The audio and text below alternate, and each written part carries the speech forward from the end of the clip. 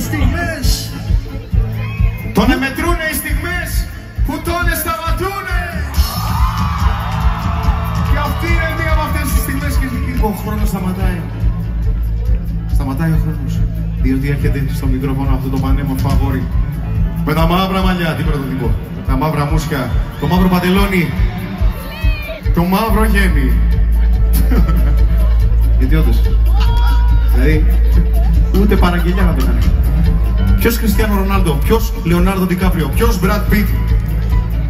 Κυρίες και κύριοι, ο ένας και μοναδικός, ο πειρατής, Κώστας Μαύρο Γέμι!